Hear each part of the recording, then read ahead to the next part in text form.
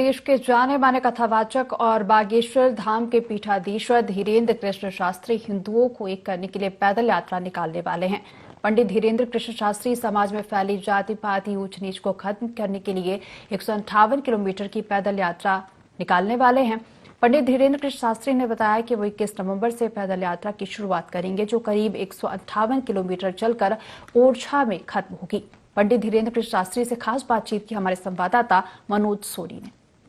बागेश्वर धाम के पीठाधीश्वर धीरेन्द्र कृष्ण शास्त्री हमारे साथ मौजूद है और हिंदू एकता के लिए पद यात्रा निकाल रहे हैं। आखिर क्या जरूरत आन पड़ी महाराज?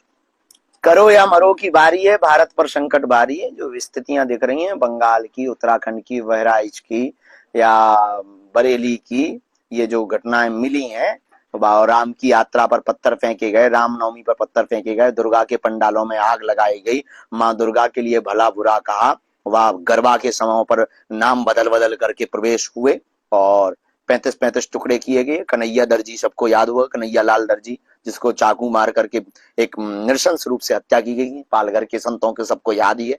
ये सब घटनाएं बता रही हैं कि एक विशेष समुदाय के लोगों द्वारा भारत के जो जात पात में बटे हुए हिंदू हैं, एक एक करके टारगेट करके आपको लग रहा है कि हिंदू तो कई भागों में बटा हुआ है, हर जातों में बटा हुआ, तो आपको लग रहा है कि हो जाएगा आपकी इस आह्वान से? देखिए, जब जब संघर्ष होता है तब तब क्रांति होती है, और जब जब क्रांति होती है तब संगठन जरूर होता है। इस देश में बहुत ज्यादा जो है गुलामी का समय आ गया था। डच आए, पुर्तगाल आए, बाबर आए और अंग्रेज आए। 3 करोड़ देश वाले अंग्रेजों ने 40 करोड़ जनसंख्या थी भारत की, और 300 आए थे और उन्होंने गुलाम बना लिया था, क्योंकि उन्होंने फूट डालो और नीति करो ये शासन अपनाया था। वर्तमान में भी यही है कि अगर आपको गुलाम नहीं होना है तो आप ये फूट से बच करके एक हो जाओ। एक रहोगे तो बचोगे, वरना एक एक करके मरोगे। लेकिन जात पात का जो जहर है बहुत तेजी से फैल रहा है, ये फैलाया जा रहा है। राजनीतिक रोटियां हैं जो सेंकी जा रही हैं। इसी को मिटाने के लिए तो हम जमीन पर आ रहे हैं, सड़कों पर उतर रहे हैं, लोगों के दिलों में जाएंगे, घर घर जाएंगे, लोगों को जगाएंगे, सोते हुए लोगों को जगाएंगे। हिंदुओं को हम मजबूर करेंगे बाहर निकालने पर, हिंदुओं को एक करने के लिए हम मजबूर करेंगे। चाहे जो हो जावे, चाहे जिस परिस्थिति पे जाना पड़े, हर हाल में हिंदुओं को एक किया जाएगा। यही हमारा सपना है, यही हमारा संकल्प है, यही हमारी यात्रा है। यात्रा में क्या लग रहा है कि सफल होगी यात्रा? भविष्य में होना ही है सफल, आज नहीं तो कल होगी। भगवान करेंगे, हम अपना कर्म करेंगे। अब जब नहीं मानेंगे तो फिर आपको कौन बचा सकता है कटने मत से? तो आपका काम है, अगर आप नहीं मानोगे तो कटोगे। नारा भी चल रहा है, कटोगे तो बटोगे। तो निश्चित है, बात सही है, एकदम सही है। यात्रा को लेकर क्या रूपरेखा है आपकी? 160 किलोमीटर में 9 दिन की पदयात्रा है। अलग अलग जगहों पर 9 जगहों पर रुकेंगे। सुबह दोपहर का भोजन भी लेंगे, रात्रि का भोजन भी लेंगे।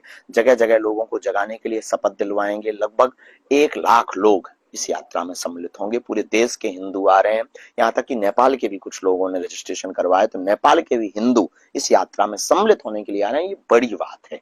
किस तरह की व्यवस्था होंगी? रुकने की, खाने की, कई तमाम प्रकार की व्यवस्था? जगह जगह है, 9 जगह हैं, अलग अलग व्यवस्थाएं। कहीं पर कोई, किसी ने अपना होटल दे दिया, किसी ने अपना जो है, होटल तो दिया नहीं, ये किसी ने वो दे दिए, कॉलेज दे दिए हैं, किसी ने अपना गेस्ट हाउस दे दिया है। इन्हीं में काम चला करके टेंट लगवाएंगे, बाहर खुले में सोएंगे, हम भी बाहर ही सोएंगे। हमारी भी सुरक्षा व्यवस्था को लेकर किस तरह के इंतजाम प्रशासन द्वारा बैठक हुई होगी? प्रशासन को अभी हमने लेटर पैड दिया, दूरभाष से चर्चा हुई, यहाँ के छतरपुर जिले के एसपी कलेक्टर महोदय से हो गई। बाकी पूरी टीम जगह जगह, 4 जिला पड़ रहे हैं, चारों जिलों के कलेक्टर, चारों जिलों के एसपी, वहाँ के प्रशासन से संवाद जारी है। जो जो उन्होंने पत्र मांगे वो पत्र दिए, वॉलंटियरों के नाम दिए, लिस्ट दिया, वॉलंटियर चिन्हित कर रहे हैं, सबको अपना अपना प्रभार बांटा।